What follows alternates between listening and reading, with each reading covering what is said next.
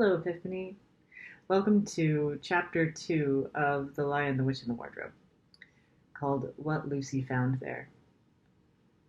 Good evening, said Lucy, but the fawn was just so busy picking up its parcels that at first it did not reply. When it finished, it made her a little bow. Good evening, said the fawn. Excuse me, I don't want to be inquisitive, but should I be right in thinking that you are a daughter of Eve? My name is Lucy, said she, not quite understanding him. But you are, forgive me, you are what they call a girl? Asked the fawn. Oh, of course I'm a girl, said Lucy. But you are in fact human. Of course I'm human, said Lucy, still a little puzzled. To be sure, said the fawn. How stupid of me. But I've never seen a son of Adam or a daughter of Eve before. I'm delighted. That is to say, and then it stopped, as if it had been going to say something it had not intended, but then had remembered in time. Delighted, it went on. Allow me to introduce myself. My name is Tumnus. I'm very pleased to meet you, Mr. Tumnus, said Lucy.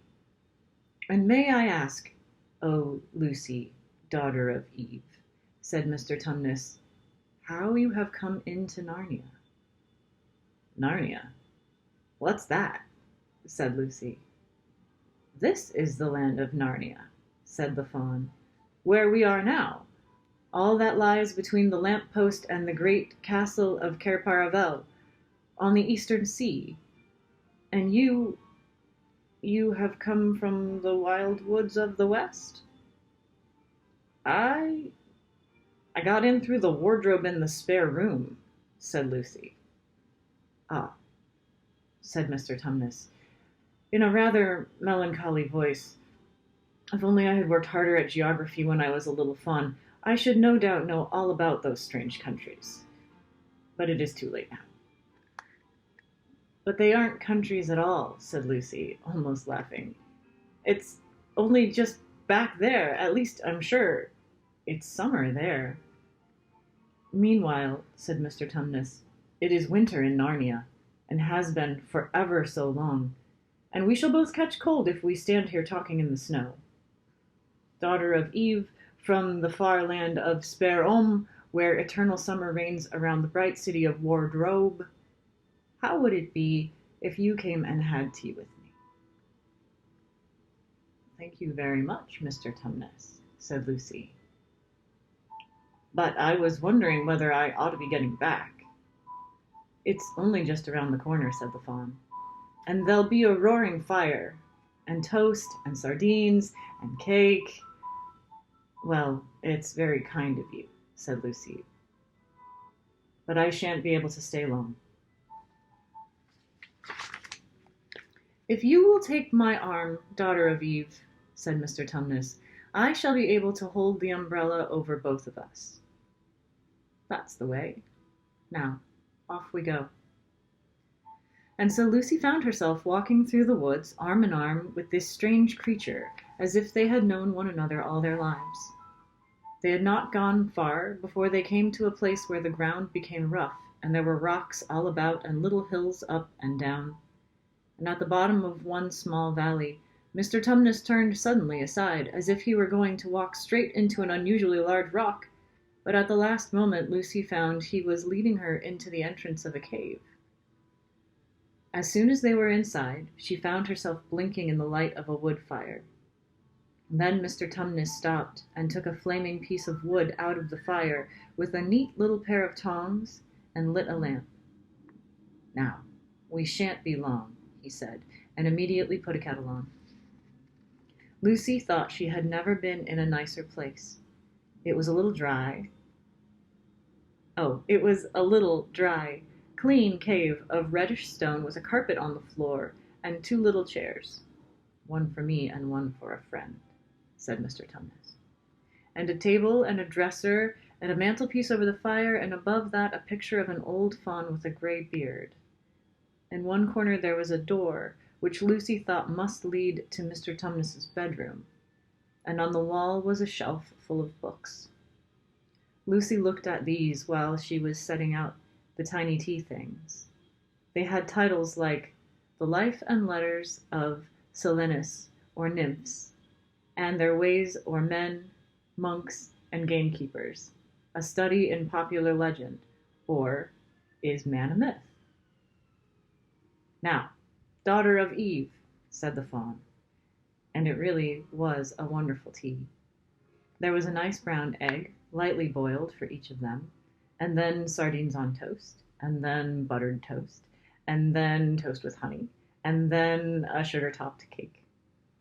And when Lucy was tired of eating, the faun began to talk. He had wonderful tales to tell of life in the forest. He told about the midnight dances, and how the nymphs who lived in the wells and the dryads who lived in the trees came out to dance with the fauns, and about long hunting parties after the milk-white stag who could give you wishes if you caught him, about feasting and treasure-seeking with the wild red dwarfs in the deep mines and caverns far beneath the forest floor, and then about summer, when the woods were green and old Silenus on his fat donkey would come to visit them, and sometimes Bacchus himself, and then the streams would run with wine instead of water, and the whole forest would give itself up to jollification for weeks on end. Not that it isn't always winter now, he said gloomily. Then to cheer himself up, he took out from its case on the dresser a strange little flute that looked as if it were made of straw, and he began to play. And the tune he played made Lucy want to cry and laugh and dance and go to sleep all at the same time. It must have been hours later when she shook herself and said, "Oh, Mr. Tumnus, I'm so sorry to stop you, and I do love that tune, but really I must go home. I only meant to stay for a few minutes." "It's no good now, you know," said the faun, laying down its flute and shaking its head at her very sorrowfully. "No good?" said Lucy, jumping up and feeling rather frightened. "What do you mean? I've got to go home at once. The others will be wondering what has happened to me." But a moment later she asked, "Mr. Tumnus, whatever is the matter?" For the faun's brown eyes had filled with tears, and then the tears began trickling down its cheeks, and soon they were running off the end of its nose, and at last it covers its face with its hands and began to howl. "Mr. Tumnus? Mr. Tumnus," said Lucy in great distress, Don't! What is the matter? Aren't you well? Dear Mr. Tumnus, do tell me what's wrong." But the faun continued sobbing as if its heart would break, and even when Lucy went over and put her arms around him and lent him her handkerchief, he did not stop. He merely took the handkerchief and kept on using it, wringing it out with both hands whenever it got too wet to be made any more use, so that presently Lucy was standing in a damp patch. "Mr. Tumnus," bawled Lucy in his ear, shaking him, "do stop! Stop it at once! You ought to be ashamed of yourself, a great big faun like you. What on earth are you crying about?" Oh, sobbed Mr. Tumnus, "I'm crying because I'm such a bad faun."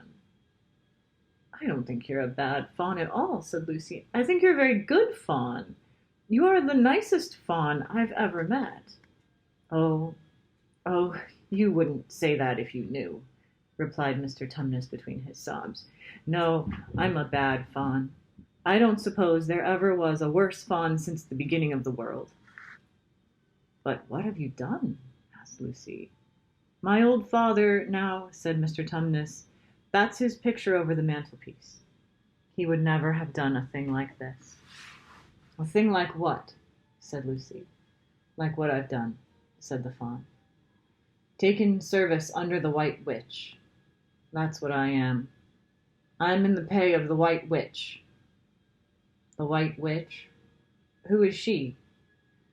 "Why, it is she that has got all Narnia under her thumb, and it's she that makes it always winter. Always winter and never Christmas. Think of that. How awful, said Lucy. But what does she pay you for? That's the worst of it, Mr. Tumnus said with a deep groan. I'm a kidnapper for her. That's what I am. Look at me, daughter of Eve. Would you believe that I'm the sort of fawn to meet a poor innocent child in the woods, one that had never done me any harm, and pretend to be friendly with it and invite it home to my cave, all for the sake of lulling it asleep and handing it over to the White Witch?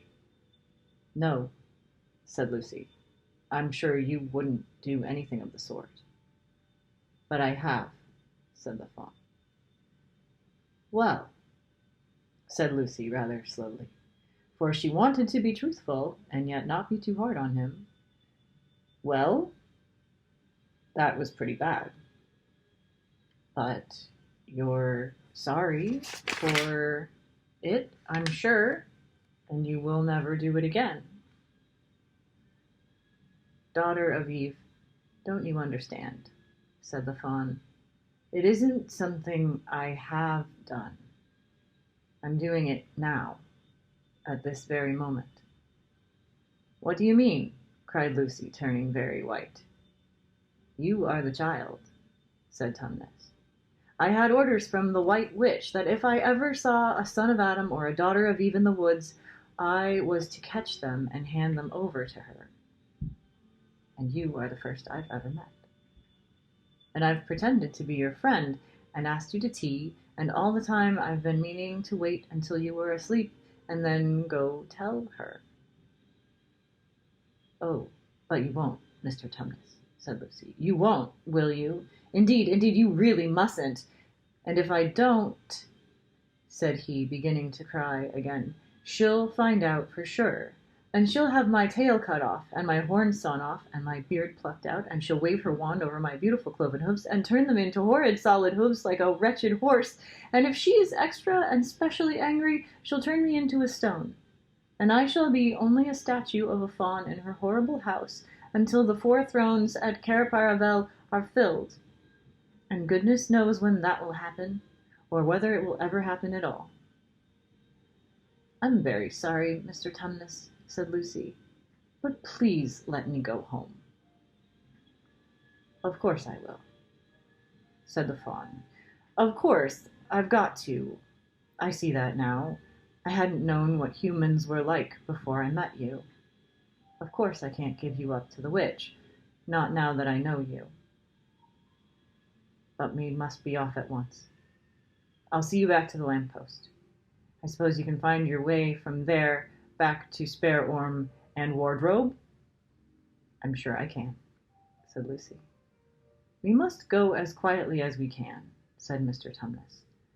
The whole wood is full of her spies. Even some of the trees are on her side. They both got up and left the tea things on the table, and Mr. Tumnus once more put up his umbrella and gave Lucy his arm, and they went out into the snow. The journey back was not at all like the journey to the fawn's cave. They stole along as quickly as they could, without speaking a word, and Mr. Tumnus kept to the darkest places. Lucy was relieved when they reached the lamp-post again.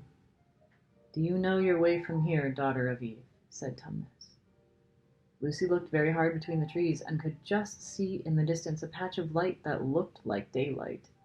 Yes, she said. I can see the wardrobe door. Then be off as quick as you can, said the fawn. And can you ever forgive me for what I meant to do? Why, of course I can, said Lucy, shaking him heartily by the hand, and I do hope you won't get in dreadful trouble on my account. Farewell, daughter of Eve, said he. Perhaps I may keep the handkerchief?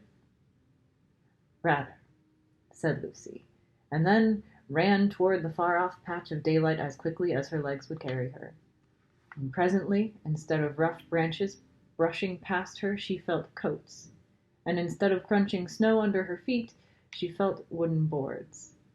And all at once she found herself jumping out of the wardrobe into the same empty room from which the whole adventure had started. She shut the wardrobe door tightly behind her and looked around, panting for breath. It was still raining, and she could hear the voices of the others in the passage. "I'm here!" she shouted. "I'm here! I've come back! I'm all right!"